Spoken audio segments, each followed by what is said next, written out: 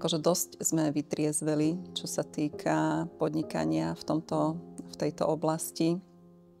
Napriek tomu, že je to podnikanie s vínom, tak sme vytriezveli napriek tomu.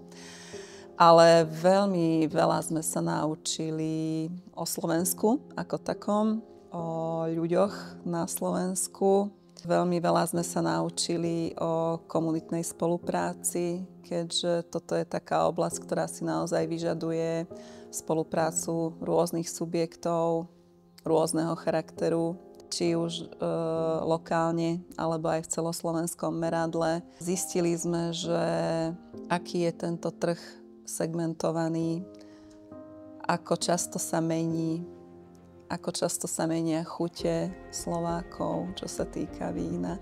Takže za tých 10 rokov fungovania Chateau Roubagne som ja osobne mentálne zostala asi 30 rokov.